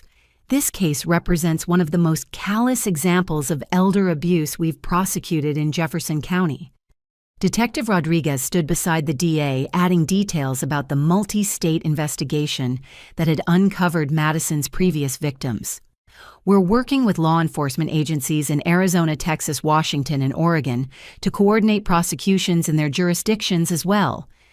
The media coverage was extensive, with local news stations featuring interviews with some of Madison's victims and highlighting the community fundraising efforts for Grandpa Joe's medical treatment. The story resonated with viewers because it combined elder abuse, family betrayal, and the contrast between good people helping and bad people exploiting. That afternoon, Madison appeared in court for her arraignment. I attended with Dale and Carol, wanting to see how she would respond when confronted with the full scope of the charges against her. Madison entered the courtroom wearing an orange jumpsuit, her usual polished appearance replaced by the harsh reality of incarceration. She looked smaller, somehow diminished without her designer clothes and professional makeup. Judge Patricia Williams read the charges aloud, a process that took nearly 10 minutes due to the extensive list of crimes across multiple victims and jurisdictions. Madison's court-appointed attorney, James Mitchell, entered a plea of not guilty to all charges. "Your Honor," Attorney Mitchell said during the bail hearing, "my client is a local resident with strong family ties and no prior criminal history. She poses no flight risk to the community." The devastating moment came when DA Chen responded with evidence that contradicted everything Madison's lawyer had claimed about her character and background. "Your Honor, the defendant has been operating under multiple false identities across 6 states," DA Chen announced. "She has driver's licenses in 3 different names, maintains bank accounts under aliases, and has demonstrated a clear pattern of fleeing jurisdictions when law enforcement begins investigating her activities." He presented a folder containing documentation of Madison's previous escape attempts and the sophisticated false identity systems she'd created to avoid prosecution. Furthermore, DA Chen continued, the defendant attempted to board a flight to Mexico yesterday morning using a fake passport. She was only detained because airport security recognized her from media coverage of this case. The revelation that Madison had tried to flee the country while on bail shocked everyone in the courtroom, including her own attorney. Judge Williams immediately revoked bail and ordered Madison held in custody pending trial. As Madison was led away in handcuffs, she made eye contact with Dale for the first time since her arrest. Instead of remorse or apology, her expression conveyed anger and resentment, as if she blamed our family for her legal troubles, rather than accepting responsibility for her own actions. Later that week, Trevor's parents kept their promise and paid the full amount for Grandpa Joe's medical treatment. Robert Patterson handed me a certified check for $28,000 during a brief ceremony at the hospital with local media covering the generous donation. "Joe Walsh represents the values that built this community," Robert said during his remarks to reporters. "When good people face difficult circumstances through no fault of their own, it's our responsibility to help however we can." The contrast between the Patterson family's generosity and Madison's criminal selfishness couldn't have been more stark. While Madison had stolen money from a dying man to fund her shopping addiction, the Pattersons were using their resources to save a stranger's life because it was the right thing to do. Dr. Martinez scheduled Grandpa Joe's surgery for the following Monday, expressing optimism about his chances for recovery, given the early intervention made possible by the community's fundraising efforts and the Patterson family's donation. "The experimental procedure has shown promising results in patients with Mr. Walsh's condition," she explained during a family consultation. "We caught his deterioration in time to give him a real chance at meaningful recovery." But even as we celebrated securing Grandpa Joe's treatment, the legal consequences for Madison continued escalating. Federal prosecutors filed additional charges related to mail fraud and interstate transportation of stolen property, potentially adding another decade to her potential sentence. Defense attorney Mitchell contacted our family about a potential plea agreement. "Madison is willing to plead guilty to the elder abuse charges in exchange for a reduced sentence of 10 years, he explained during a phone call with Dale. The offer required our family's approval since Grandpa Joe was the primary victim. We met to discuss the decision that evening, gathering around Grandpa Joe's hospital bed to consider whether accepting a shorter sentence was better than risking trial. "What do you think, Grandpa?" I asked. "It's your money she stole, so the decision should be yours."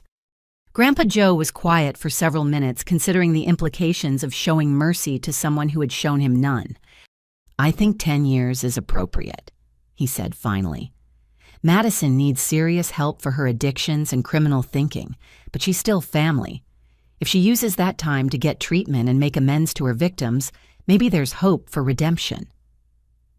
His grace and forgiveness, even after everything Madison had put him through, reminded me why he was the most admirable person I'd ever known. Even facing his own mortality, he could find compassion for someone who had betrayed him completely. DHN accepted the plea agreement with conditions requiring Madison to make full restitution to all identified victims and undergo mandatory psychological treatment during her incarceration. The formal sentencing was scheduled for the following month. As I left the courthouse after the plea hearing, I realized that justice had been served, but the real work of healing our family was just beginning. 2 weeks later, Grandpa Joe's surgery was a complete success. Dr. Martinez emerged from the operating room with a smile that told us everything we needed to know before she said a word. "The experimental procedure worked better than we hoped," she announced to our anxious family gathered in the surgical waiting area. "We were able to restore significant blood flow to his heart muscle, and his vital signs throughout the procedure were excellent." The recovery process was remarkable to witness. Within days, Grandpa Joe showed improvement that exceeded everyone's expectations. His energy returned gradually, his breathing became easier, and his cognitive sharpness, which had seemed to decline during the stress of recent events, came back stronger than before. "I feel like I've been given a second chance at life," he told me during one of my daily hospital visits. "Not just because of the surgery, but because of how this whole experience showed me what really matters." The devastating twist that none of us had anticipated came in how much better Grandpa Joe felt once the experimental treatment began working.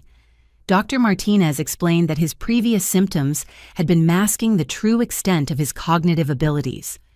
Many elderly patients experience what appears to be mental decline when they're dealing with severe cardiac issues, she explained. The reduced blood flow affects brain function, creating symptoms that look like dementia but are actually reversible with proper treatment. Grandpa Joe's paranoia about banks, which had started this entire crisis, completely disappeared once his heart function improved. He remembered clearly giving me the money for safekeeping, but acknowledged that his thinking had been clouded by his cardiac condition. I wasn't thinking clearly about financial security, he admitted. The heart problems were affecting my judgment more than I realized. The community support that had emerged during his medical crisis continued even after his recovery began. Veterans organizations, church groups, and neighborhood associations had rallied around Grandpa Joe, creating connections and friendships that enriched his life beyond what any of us had expected. I've lived in this community for 40 years, he marveled, but I never knew how many good people were right here around me. Dale's situation also began improving dramatically once the truth about Madison's deceptions became clear. Robert Patterson kept his promise to help with the business recovery, offering Dale a subcontracting partnership that provided steady work and the opportunity to rebuild his professional reputation. I've learned more about business ethics and financial responsibility in the past month than in 20 years of running my own company, Dale told me as we reviewed his new partnership contracts. Robert insists on transparency and accountability in everything, which is exactly what I need to learn. The partnership proved beneficial for both men. Robert's company gained access to Dale's skilled craftsmanship and local knowledge, while Dale received mentorship in business management and ethical practices that helped him understand how his previous financial decisions had contributed to the family crisis. Carol's transformation was equally significant. The shock of discovering Madison's true character had forced her to examine her own parenting choices and family dynamics.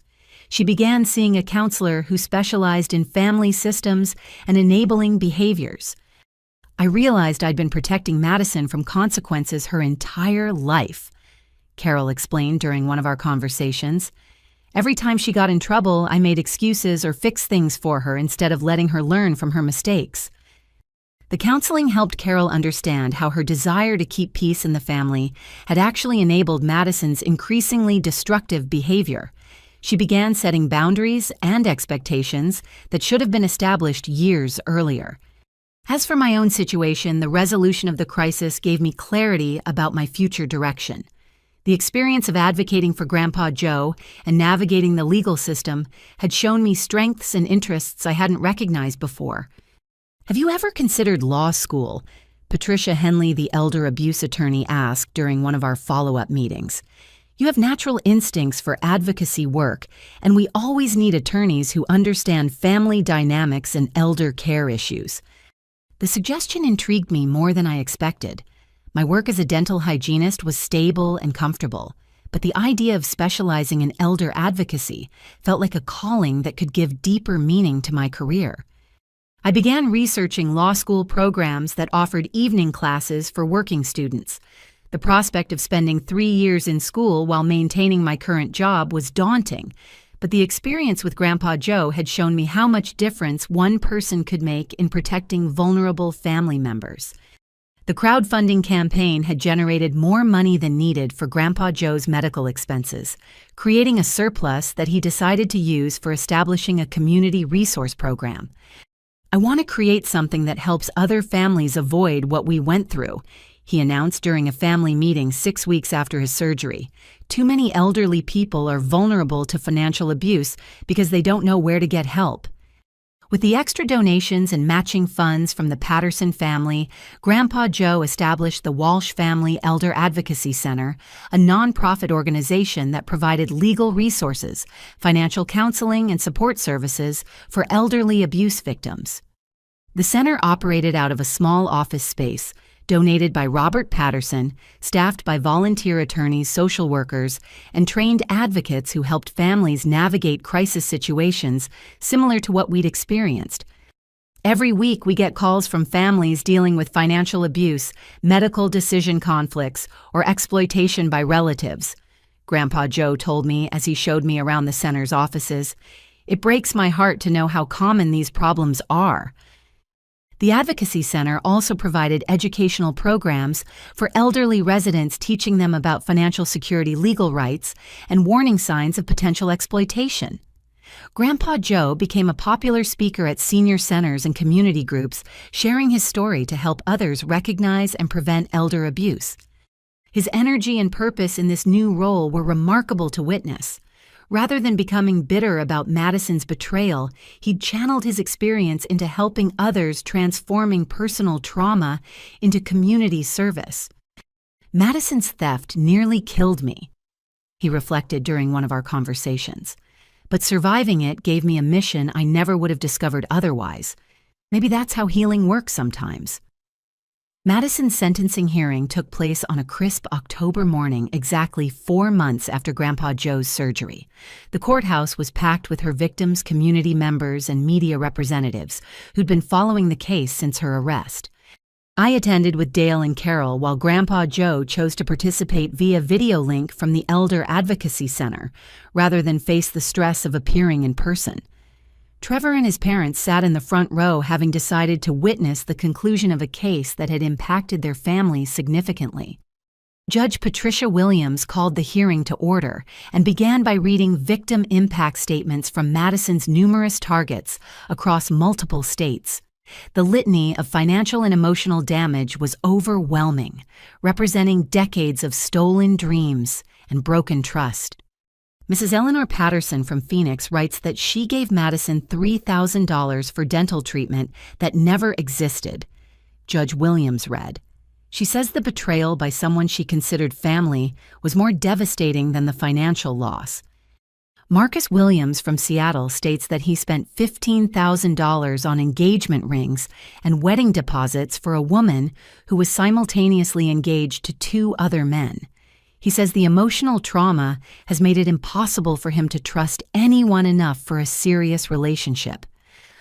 The victim impact statements continued for over an hour each one, detailing not just financial losses, but the deeper psychological damage caused by Madison's systematic deception.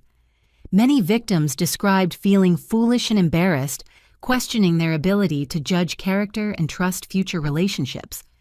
When it was time for Madison to address the court, she stood up slowly, wearing a standard prison uniform that made her look younger and more vulnerable than the polished manipulator who'd been arrested months earlier. The surprising twist came in what she said during her statement to the court. "Your Honor, I want to accept full responsibility for everything I've done." Madison began, her voice steady but quiet. "For months, I've been trying to convince myself that my actions were justified, or that everyone was overreacting. But the court-mandated counseling has helped me understand the real impact of my crimes." She turned to face the gallery, making eye contact with the victims and family members who'd come to hear her sentencing. "I stole money from my grandfather while he was dying," she continued, her voice breaking slightly. "I betrayed people who loved me and trusted me. I destroyed relationships and damaged lives for no reason except my own selfish desires." The acknowledgement of responsibility was more than anyone had expected from someone who'd shown no remorse throughout her arrest and legal proceedings. "The therapy sessions have helped me understand that I was addicted to the excitement of deception and the temporary high of acquiring new possessions," Madison explained. "But those addictions don't excuse the harm I caused to innocent people." She pulled out a handwritten letter and addressed it to Grandpa Joe via the video link. "Grandpa Joe, I can't undo what I did to you, but I want you to know that I understand now how wrong I was. You trusted me with your life savings, and I betrayed that trust in the worst possible way. I'm grateful that you survived and that the community came together to help you, but I know that doesn't eliminate my responsibility for nearly killing you through my theft." The sincerity in her voice suggested that the mandatory counseling had begun breaking through the psychological barriers that had allowed her to rationalize her criminal behavior. "I'm requesting the maximum sentence." Madison continued, shocking everyone in the courtroom. "I need intensive treatment for my addictions and criminal thinking, and my victims deserve to know that I'm facing serious consequences for the harm I caused." Judge Williams asked Madison's attorney if he'd advised her to request a harsh sentence, but Attorney Mitchell confirmed that it was entirely her decision based on her therapeutic progress. My client has been working with an excellent forensic psychologist who specializes in addiction and antisocial behavior, he explained.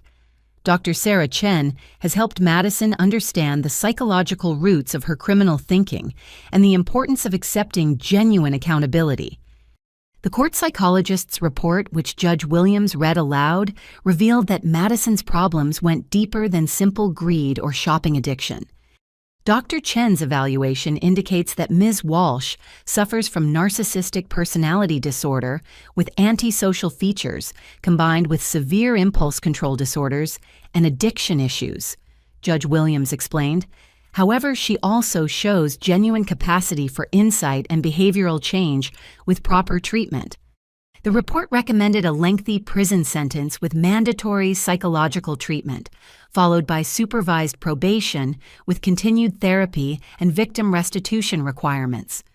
The defendant requires intensive intervention to address the personality disorders that enabled her criminal behavior. Judge Williams continued reading, but Dr. Chen believes that with proper treatment, Ms. Walsh can develop empathy and ethical reasoning skills that would prevent future offenses. When it came time for sentencing, Judge Williams delivered a decision that balanced justice with the possibility of redemption. Madison Walsh, you are sentenced to 12 years in federal prison with eligibility for early release after 8 years contingent on successful completion of all treatment programs and victim restitution requirements, she announced. Upon release, you will serve 5 years of supervised probation with continued psychological counseling. The sentence was longer than the plea agreement had specified, but Judge Williams explained that Madison's request for maximum consequences had influenced her decision to prioritize treatment and accountability over leniency. I'm also ordering that any money earned through prison work programs be dedicated to victim restitution, Judge Williams added. Ms. Walsh will not benefit financially from her incarceration until all victims are compensated fully. As Madison was led away to begin her sentence, she made eye contact with our family one final time. Instead of the anger and resentment she'd shown during her arrest, her expression conveyed something that looked like genuine remorse and determination to change. That evening, Grandpa Joe called a family meeting at the Elder Advocacy Center to discuss how we wanted to handle Madison's incarceration and potential future relationship with our family. I've decided to visit her in prison once she's settled into the treatment program, he announced, surprising everyone with his willingness to maintain contact. Are you sure about that, Grandpa? I asked. After everything she put you through, she's still my granddaughter, he replied simply. If the therapy is really helping her understand what she did wrong, then maybe there's hope for her to become the person she was meant to be before addiction and mental illness took over. His capacity for forgiveness, even after nearly dying because of Madison's theft, reminded me why he was the strongest person I'd ever known. Grandpa Joe understood that true justice included the possibility of redemption even for someone who'd betrayed his trust completely. As we discussed the family's future relationship with Madison, I realized that her sentencing marked the end of one chapter in our story and the beginning of another one focused on healing growth and the long process of rebuilding trust that had been shattered by betrayal.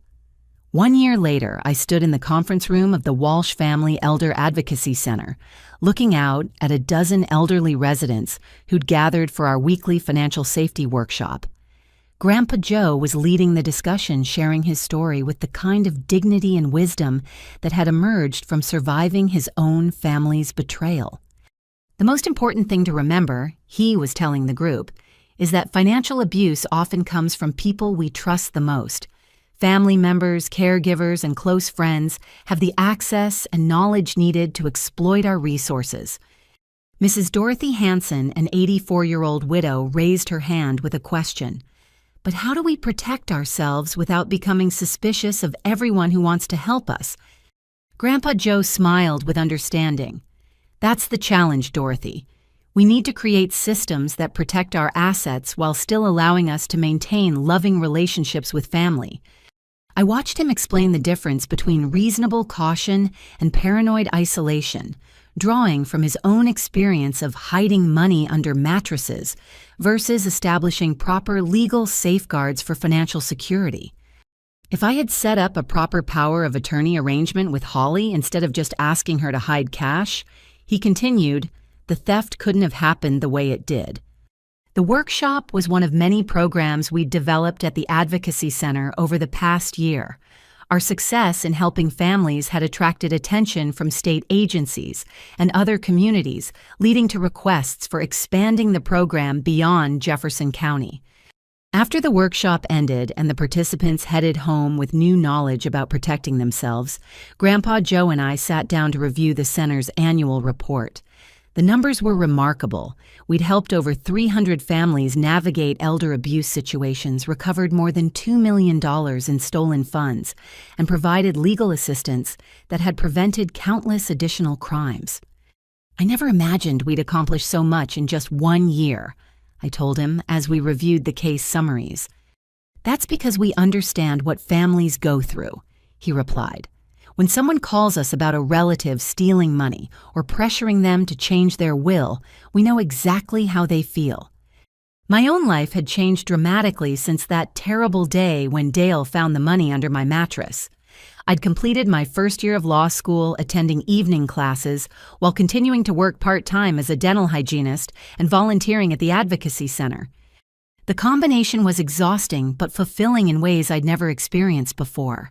My constitutional law professor had praised my understanding of due process rights, noting that my real-world experience with elder abuse cases gave me insights that purely academic students lacked. You see the human impact of legal decisions, Professor Williams had told me after a class discussion about criminal justice. That perspective will make you a better advocate for vulnerable clients. Dale's partnership with Robert Patterson had evolved into a thriving construction business that specialized in home modifications for elderly residents. They'd found a niche market in creating accessible bathrooms, ramp installations, and safety improvements that allowed seniors to age in place safely. Every project feels meaningful, Dale explained as we toured one of his recent installations. We're helping families stay together instead of just building decorative additions. The work had also helped Dale process his guilt about enabling Madison's theft. Each home modification project was a way of making amends to the elderly community he'd inadvertently harmed through his poor judgment.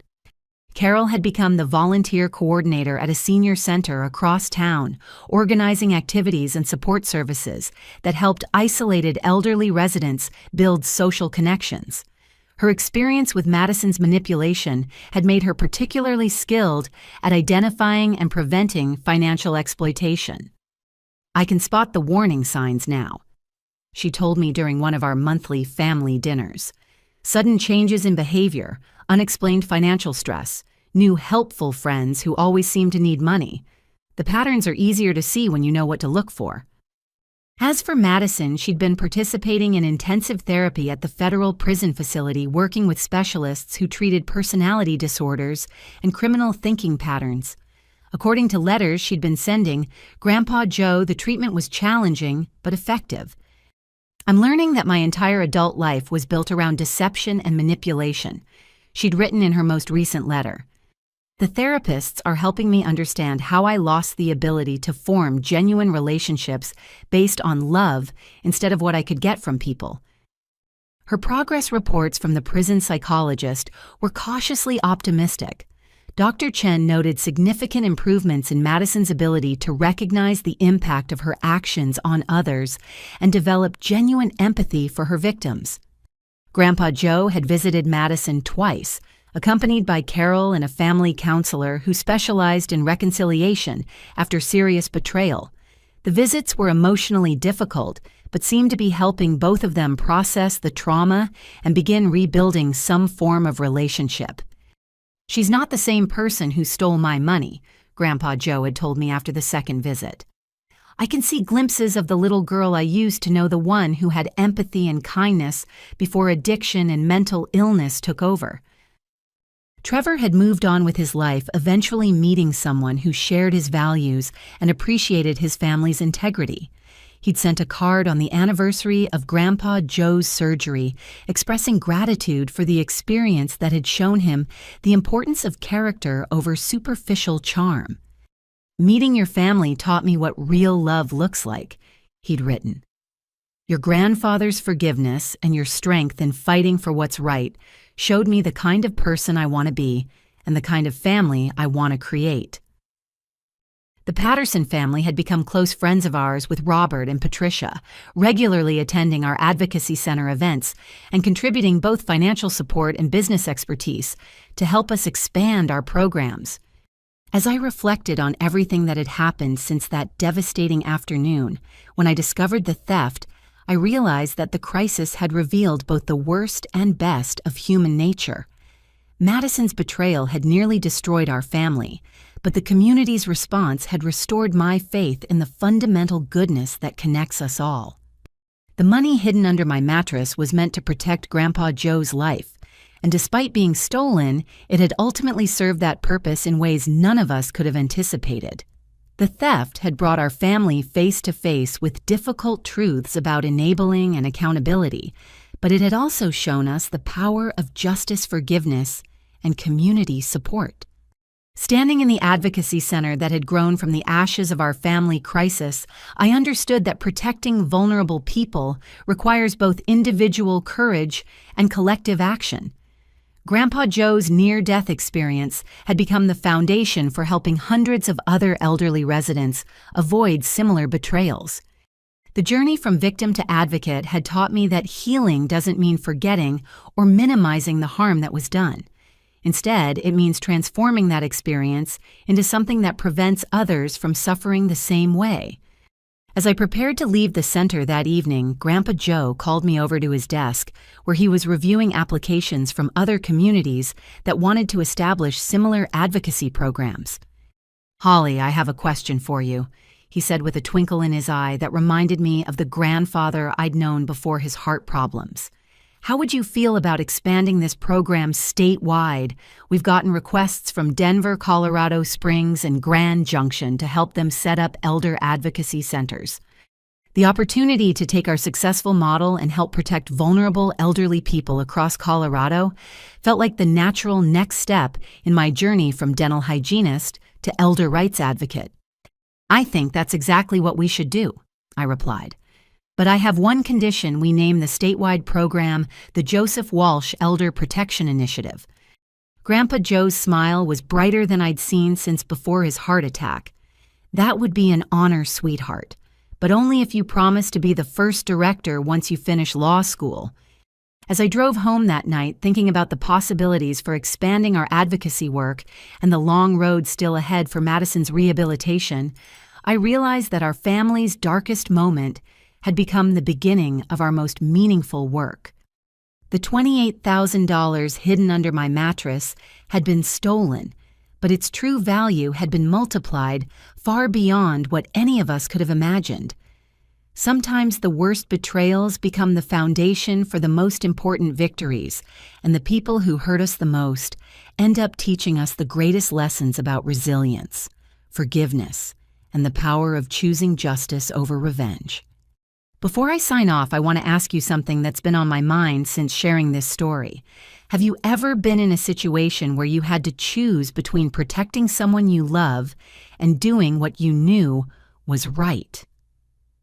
Family loyalty is complicated, especially when it means holding people accountable for serious mistakes. I'd love to hear your thoughts in the comments below about how you've handled difficult family situations and what you've learned about the balance between forgiveness and justice. If this story resonated with you, or if you think it might help someone else who's dealing with family financial abuse, please take a moment to like this video, subscribe to the channel for more real-life stories, and share it with others who might benefit from hearing about the warning signs of elder abuse.